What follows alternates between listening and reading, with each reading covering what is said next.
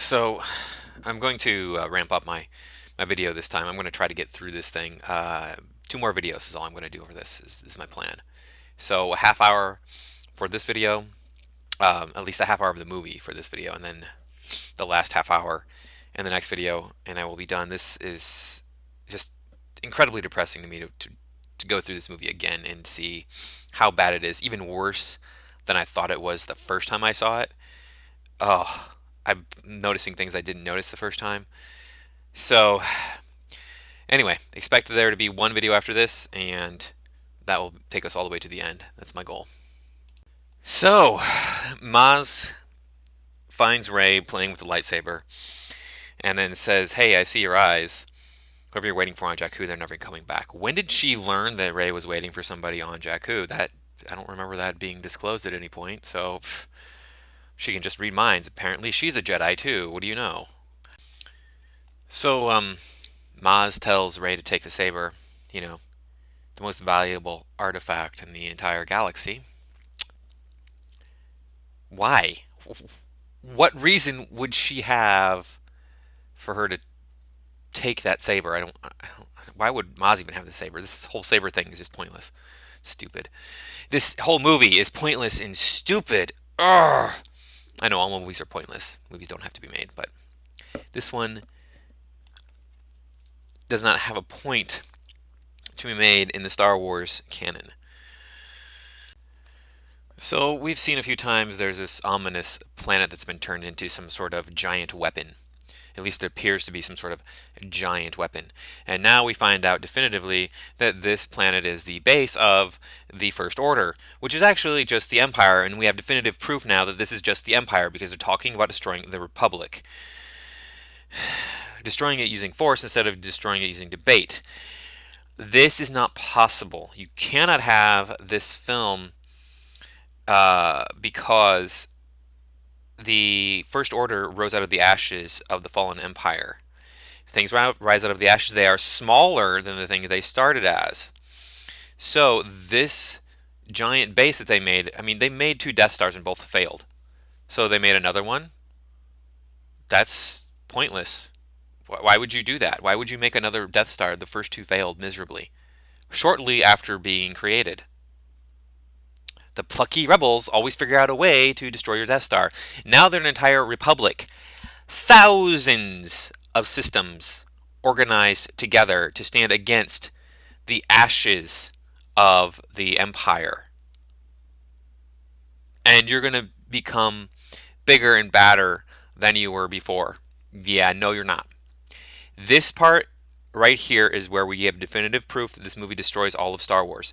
It completely ignores everything that happens previously in any theatrically released Star Wars film. It was hinted at all throughout the movie, and now we know for sure this is what this is. And it's going to get even worse when they actually destroy the planets, which I haven't gotten to yet. They're going to do that in a moment here. It's just this they can't come up with a new story. George Lucas gave them a new story. They can't do that. They have to have this same old tired story that's been done that I've seen 100 times. Okay, so now we see the Republic being destroyed. It consists of 5 planets. 5 planets that are very close to the Starkiller base. Close enough that it only takes, a minute for the weapon to shoot them through space. No, that is impossible. Let me explain to you why. Because these would have to travel through hyperspace. The blaster shots coming out of Starkiller Base would have to travel through hyperspace to get to their destination this quickly. Even if they were traveling at the speed of light, I mean, yeah, light can travel a long, long ways in a minute.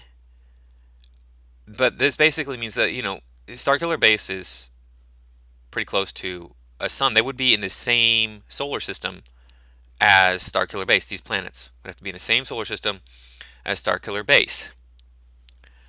Okay, I'm not going to go into the odds of there being 6 planets in the same solar system that are comfortable for life to exist on, and these appear to be farther away from the sun than the previous planet, the planet that the shots came from.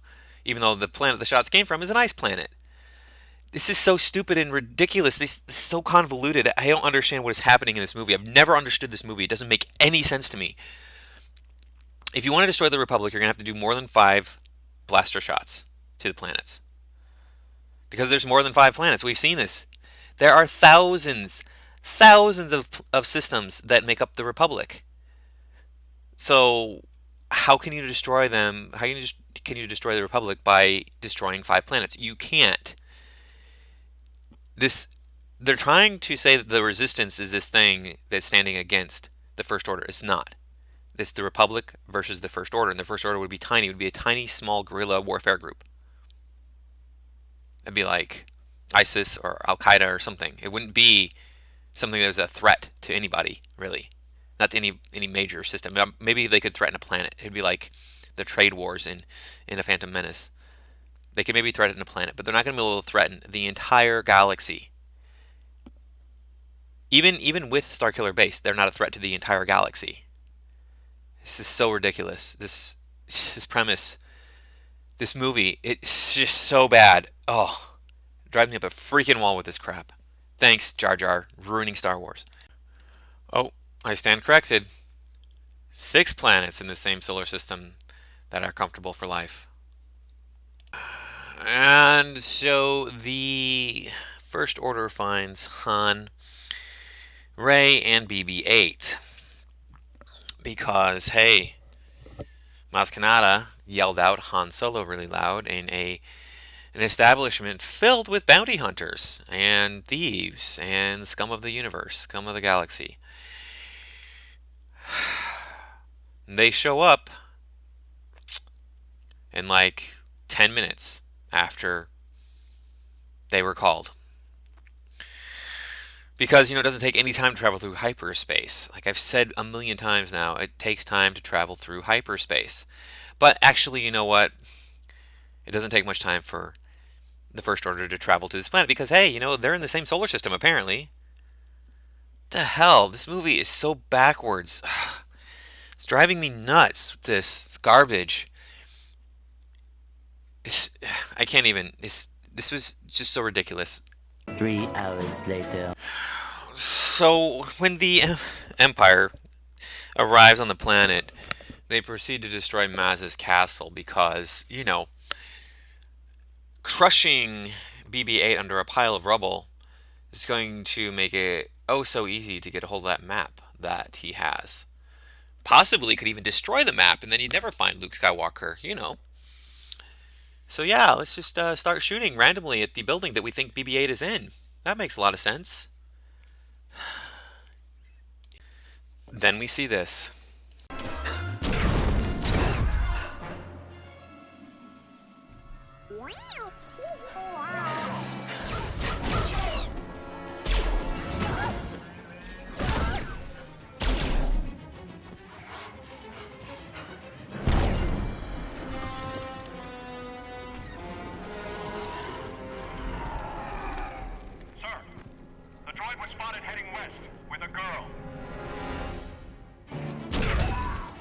For never having handled a blaster before, Rey is a remarkably good shot.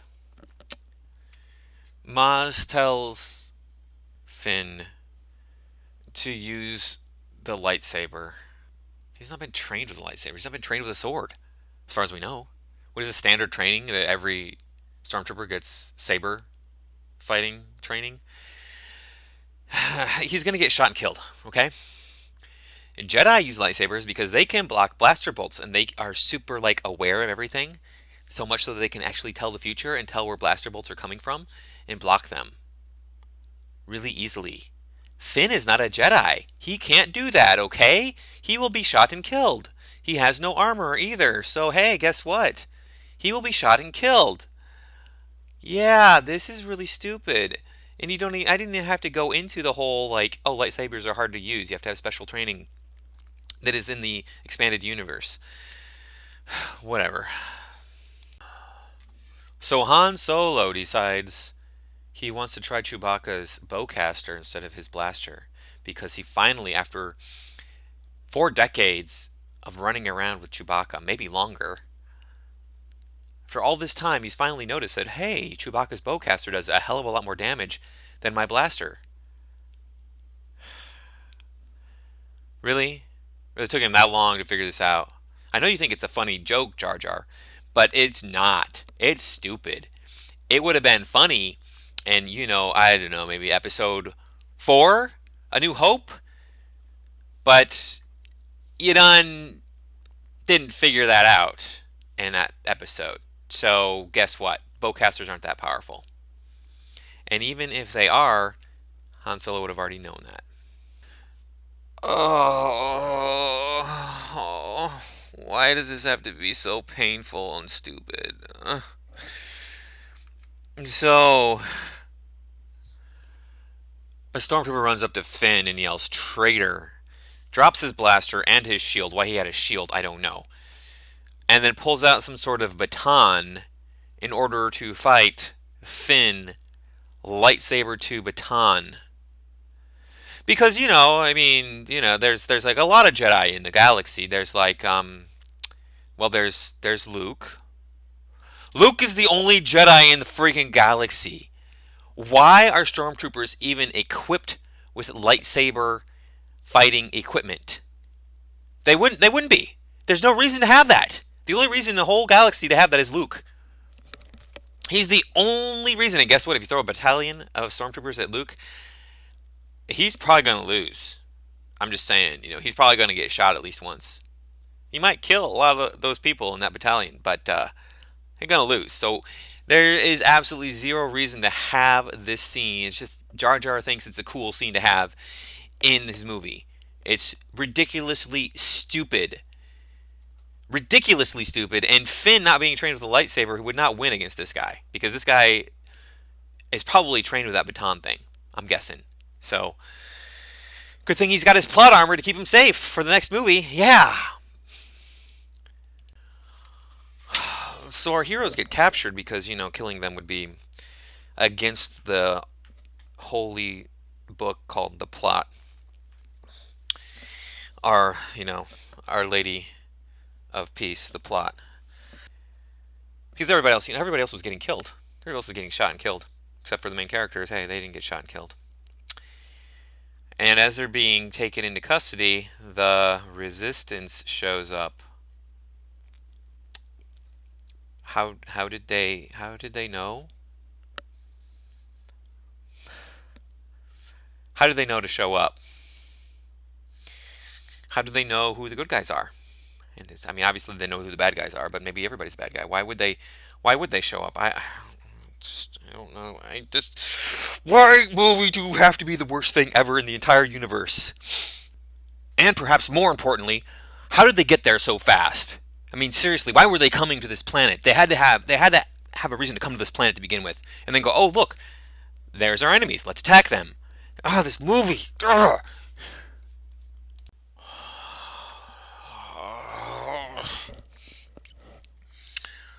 Princess Leia.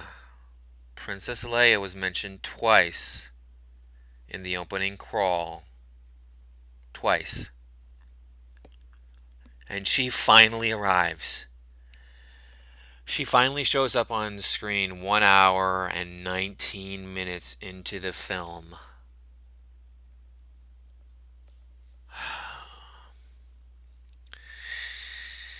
Yeah. She wasn't even hinted at until Han started talking to Maz.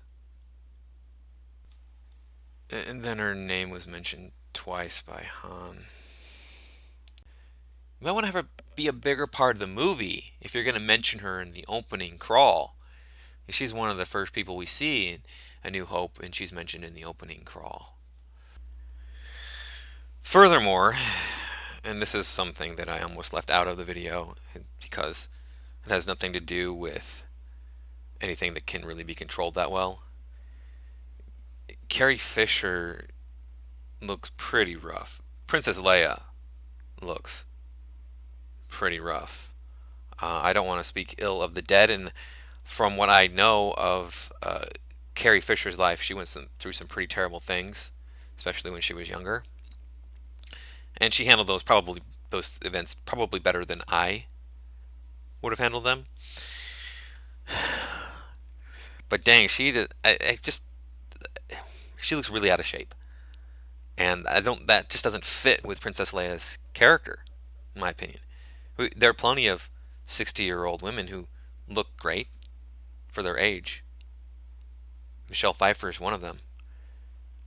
Um, so if you take care of yourself, you can look good into older age, at least relatively for your age.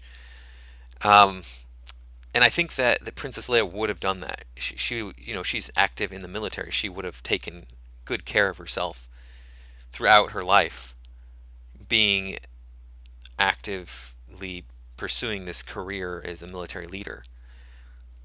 Honestly, I don't think in the Star Wars universe she would have done that. She would have moved into senatorial work or something along those lines, considering she is originally a politician. And I always got the impression that she took on the role of military leader because they were fighting a war. And as soon as that war is over with, she's going to move into more of a political position. Same thing happens with politicians or with soldiers all of the time in the real world. Look at a very famous example. George Washington was a general in the rebellion here in what became the United States. And then he became president. Right? So that's not an unexpected result of her service to the rebellion. Anyway, yeah, I just think that Princess Leia looks really out of shape for her character. So, just another little thing that adds to the pile of disappointment in this movie. So, C-3PO has a red arm now because nobody owns a red-armed C-3PO action figure. So,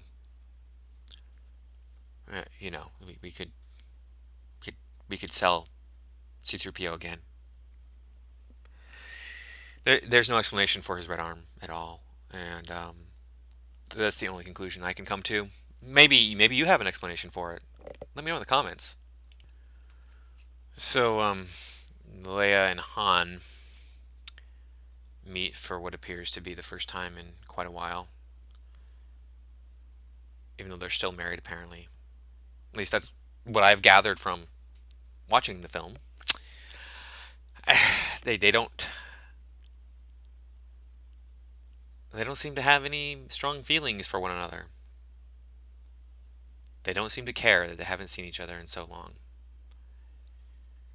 Even though Maz, a few scenes ago, mentioned Han was running from some fight for a long time now. That's why he hasn't gone back to the rebellion, or the resistance, or the Republic. Whatever this is that we're supposed to believe is the group that Han left behind.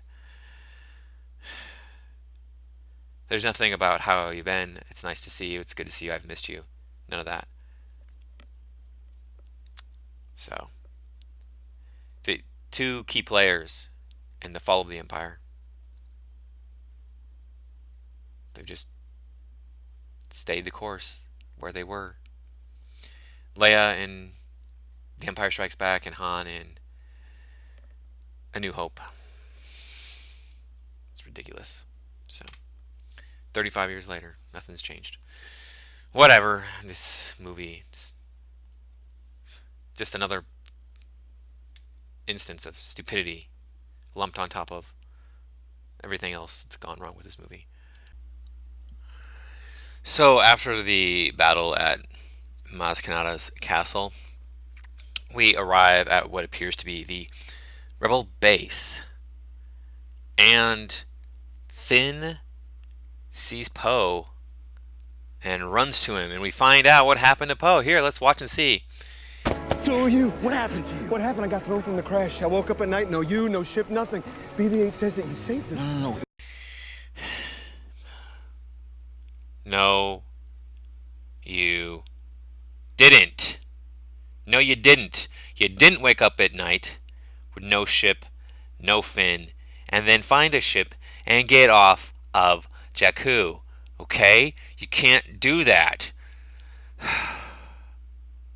What we see when we look at the movie is um, Finn and Rey leave Jakku at not even 36 minutes into the film. We'll call it 35 minutes just to give us a little bit more leeway. And then we see Poe again when he rescues our heroes from the Empire at 1 hour and 15 and a half ish. We'll call it 1 hour 15 minutes. That's 40 minutes, and it's pretty much stream of consciousness the whole way through. There are no cuts saying, okay, this is going to take 5 hours or whatever, indicating there's no indication that there's any kind of time lapse in this. We do cut to the Empire a couple times, I think 3 times, for just very small portions of time. So that adds to that 40-minute time period. So maybe it's only 35 minutes. So you're telling me in 35 minutes that Poe woke up, even though Rey and Finn left the planet of Jakku during the day, and so it turned night in those 35 minutes. Poe woke up, he found a ship, and he got off Jakku, and then flew all the way to the Rebel base, and then flew all the way back to Maz's castle, which we know the Rebel base is farther away from Jakku than Maz's castle because Han says that they're going to make a stop along the way to the Rebel base at Maz's castle. Now, I might say, Poe, when he ejected, he landed on, he landed on the dark side of Jakku. It was already night when he landed, or close to night when he landed. Really, we can see how much daylight there is left here from where Finn and Rey leave Jakku. So he drifted 1,000, 2,000, 3,000 miles. Yeah, sure. And we do know that the wandering of Finn in the desert did take some time. We don't know how much time. It might have been 20 minutes. It might have been 3 hours. It might have been 5 hours. We don't know. It couldn't have been too terribly long. It couldn't have been, say, more than 10 hours, really, because it all happens in one day. This all happens in one day. So he could not have been wandering in the desert for too very long. And considering how dry Jakku is, he couldn't have been wandering in Jakku for probably more than 5 hours at the very, very most, because he would have dehydrated to death at that point. You can look at reports of how quickly people dehydrate and die in the Sahara. This Jakku seems to be very similar to that in nature.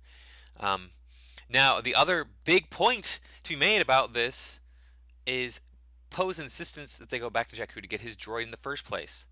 So Poe wakes up in the middle of nowhere, doesn't know where he is, somehow manages to find a ship, take that ship, and then leave Jakku. But also he abandons his droid, his all-important droid. When he was running away from the Empire, he said, no, we have to go to Jakku. The Empire's right there above Jakku waiting for him to escape. He escapes them and goes right down to the planet where he wants to find his droid. And then they send a squad after him. And they can't find him. They can find Finn, but they can't find him. This doesn't make any sense at all. And then he, like I said, he abandons his droid. He's such a terrible, terrible, terrible soldier. We saw this in the beginning when he was in his X-Wing fighting the First Order by himself. And telling his droid to wander off into the desert with the plans the all-important plans that he had to get, the all-important map that he had to get. Just wander off into the desert, it's fine. And he abandons his mission after he's on Jakku. He's like, oh yeah, I don't care about my droid. I'm just gonna go ahead and abandon my mission because, I think that going back to the Rebel base is gonna be more important for me right now, instead of finding my droid, which I went to Jakku in the first place to do. Now this all happened because of a rewrite. And what this does is it continues to ruin the movie even more. What I would have done if I was Jar Jar Abrams, I would have told Oscar, screw off. I don't care if your character keeps dying in the beginning of all these movies you're in. That's unfortunate for you as an actor, but those are the breaks. Learn to live with it. And probably broken that relationship in Hollywood forever, but there's no business like show business. I know, I've worked in show business. It's pointless. Don't do it. Yeah, this is such a terrible movie, and this just contributes to how terrible this thing is. So, moving on to the next wonderful event in this film, I'm sure it's going to be great. It's going to be just so good. It's going to make so much sense. Let's see what it is. Yay! Okay, so we come upon Chewbacca being treated by some very condescending woman who's talking to him as if he is a 5-year-old child. Chewbacca is the man. I'm sorry, I'm going to say it right now. Chewbacca is the man. He will rip your arm off if you condescend to him. Now, knock it off and treat him like the warrior that he truly is. What a bitch. Following the condescending Chewbacca scene, we have C-3PO telling us about the map and how it matches no known system. It would be no known set of systems because it's clearly through multiple systems on record. How did they travel from one end of the galaxy to the next? They've traveled all over the galaxy. The galaxy has been charted. You can travel from one end of the galaxy to the next in Star Wars. So it's been charted. This map has been charted. It would be a coordinate to Luke Skywalker. Nothing more. This is ridiculous. It's just ridiculous. This movie is just so terrible. So Leia and Han have a mysterious conversation about their son being sent away and how that changed their lives. And Han says, I went back to the only thing I was ever good at. No, no, no, Han. You were really good at being a rebel leader. So that's just ridiculous to think that Han was only ever good at being a smuggler. Thanks, Jar Jar. You know, you could have made a good movie if you just listened to George. You really could have. I know there would have probably been a lot of people complaining about George's ideas for these movies, but it would have been way better than what we ended up with. So we switch scenes then after this conversation that Han and Leia have about their son, and we see Rey talking to Darth Emo. I don't remember his name. And she says that's what happens when you're talking to a creature in a mask. So what does he do in response? What does he do in response? He promptly removes his mask. You know, because yeah, there was no reason for him to remove his mask. It's a great intimidation tactic to be wearing a menacing looking mask and your enemy cannot see your face. It's also a protection against your enemy seeing your face. That way you can, when you're outside of their presence, not wear the mask and they won't be able to recognize you, identify you, and then attack you. Yeah. But I guess we had to see who Adam Driver is. I don't know. So Darth Emo has proven in 2 scenes now that he can read Rey's mind. And yet, she somehow resists his telepathic intrusions when he wants to see the map specifically. Yeah. Okay then. So, after Kylo Ren decides he can't interrogate Rey with his telepathic abilities, he leaves the cell and Rey uses mind control, Jedi mind control, to convince the guard to unlock her, leave the cell with the door open, and leave his blaster behind. The girl who didn't even know that the Force was a real thing, like a day ago. Yeah, so that's pretty wizard, I guess. Oh, so we get a scene where they discuss Starkiller Base and how they're going to destroy it, or at least destroy their big gun, right? Because the entire base is not the big gun. Logistically speaking, Starkiller Base is impossible at this point. It took them 22 years, I believe it was, if we look at the prequels and A New Hope, 22 years to build the first Death Star. They were apparently building the second Death Star a lot more quickly when we compare. If we just assume they started building the second Death Star right after the first one was destroyed, how many years it was to the second Death Star being, looks like it's maybe 80% complete. They were going to finish it rather quickly. Maybe it's going to take them longer. Maybe that wasn't 80% complete. I don't know, but still, when we look at Starkiller Base, assuming even that it's only the part of the planet that it appears to be a base, we can see that it is 10 times, maybe more than 10 times the size of the Death Star. So it should take them 220 years to build Starkiller Base. Even if they're going to build it really, really quickly, it should take them 110 years to build Starkiller Base. Even if they're going to build it really, really, really quickly, it should still take them like 50 years to build Starkiller Base. Not 35. And I'm sure they didn't start it the second that the second Death Star was destroyed. They couldn't have, because, hey, guess what? The Empire was overthrown then. So they would have to regroup, figure everything out, and then start building. How is it that the ashes of the Empire, the remnants, the few ragtag groups, the few ships that they had left, could go, hey, you know what? We're going to go ahead and build something that's 10 times the size of the previous, at least 10 times the size, by the way. That's just a rough estimate. It's probably way bigger. Plus, this requires excavation, which, if you've ever tried to excavate anything, just slows everything down. Excavation, especially on this grand scale, it slows everything way, way down. We're just going to go ahead and build that, 10 times the size of the first Death Star. It'll be fine. We don't have any funding now because we've been overthrown, so we don't have any backing of any of the systems in the Galactic Republic. So we're going to have all this money, though, and it's going to allow us to build this Starkiller Base because, that's what we're going to do. Ridiculous. This whole First Order crap is what ruins Star Wars. People want to say that it's like, oh no, it's The Last Jedi. No, The Force Awakens. The Force Awakens ruins Star Wars. That's why this is titled The Force Awakens Ruins Star Wars, because it legitimately does ruin Star Wars.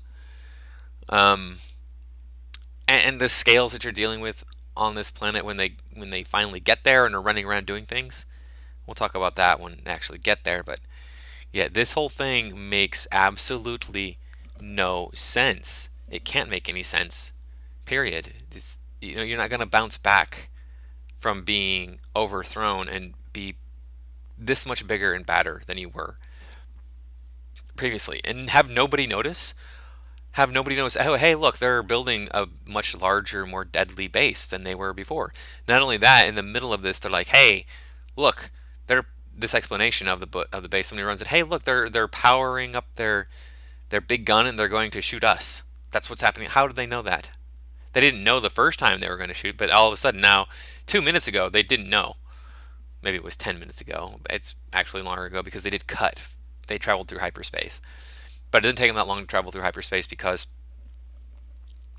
when Han Solo arrived at Maz Kanata's castle, it didn't take the Republic that long to get there to save Han Solo and his friends once the Empire got there, right? It only took them a minute or two, so it's been like 10 minutes since they destroyed the other system, which consisted of 5 planets. And now all of a sudden they have all this intelligence on what's going on this base. They're told. How would they know? This movie is so friggin' stupid. It makes absolutely zero sense. I don't know how anybody can like this film. Anyway, moving on to the next wonderful event in this film. So we get a little dialogue between Princess Leia and Han Solo.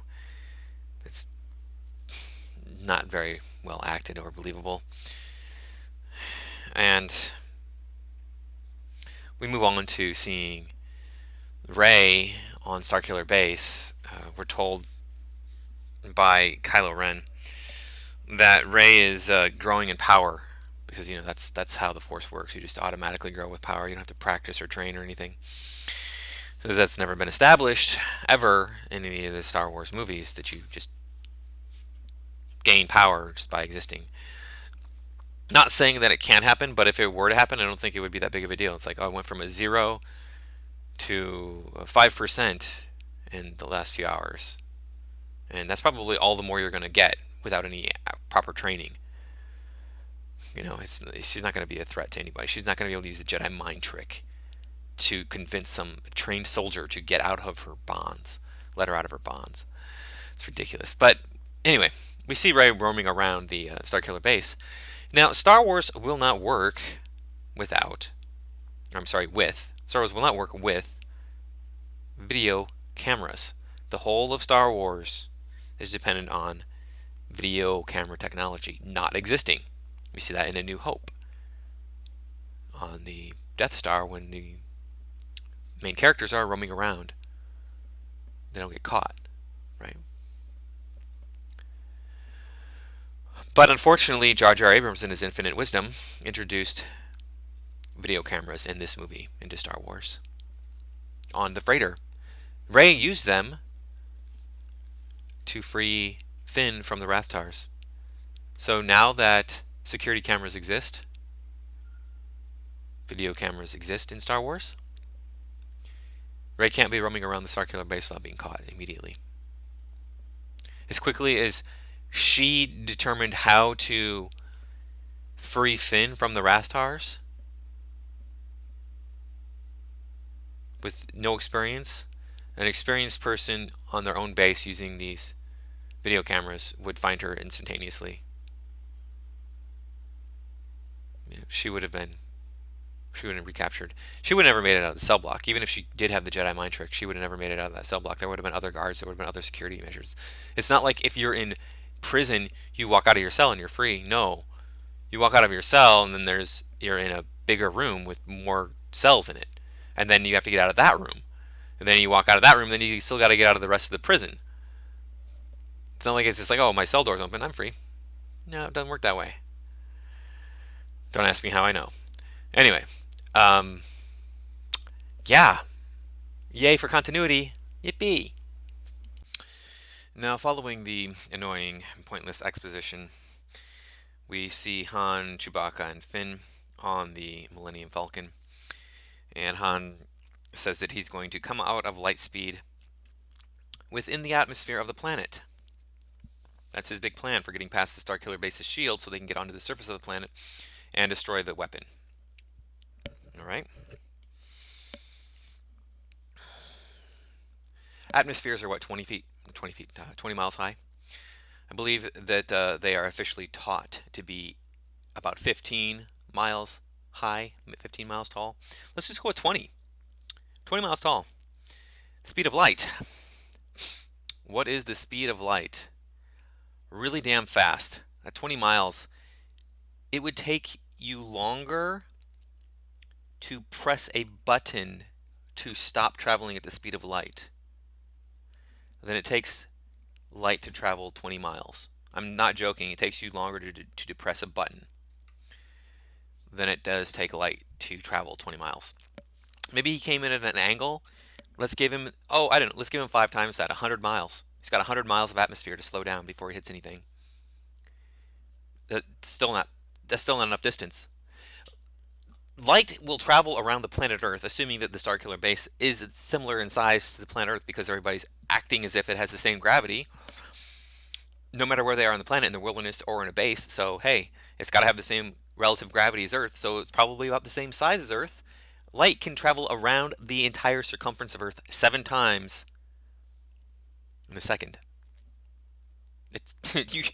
There's no possible way Han Solo could stop the Millennium Falcon in time to keep the ship from being destroyed and everybody on board being killed. Not to mention the fact that humans are squishy little creatures, and if we decelerate too quickly or accelerate too quickly, say within a few seconds, go from going light speed to going, hey, look, I'm completely stopped, we will die. Even if we're going from, like, say, light speed to stopped in, say, 10 minutes, which this scene does not take 10 minutes to complete, you will die. You will be dead. There is no stopping you from dying. I know Star Wars has like a lot of awesome tech, so maybe they have like some sort of inertial dampeners that keep you from dying.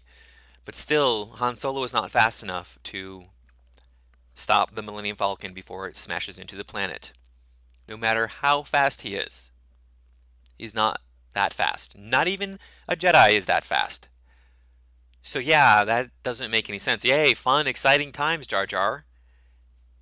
People who are critical thinkers know better. You're making a bad movie. Stop making a bad movie. So I did it. It's been 1/2 hour longer into the movie. Actually, the half-hour point ends when Han finds out that Finn was the janitor on the base. I don't really have much to say about that. So, yeah, this movie is, oh my, I can't. I got one more half hour to go. So stick around for the next exciting episodes of The Force Awakens, Ruined Star Wars. Thanks for watching, everybody.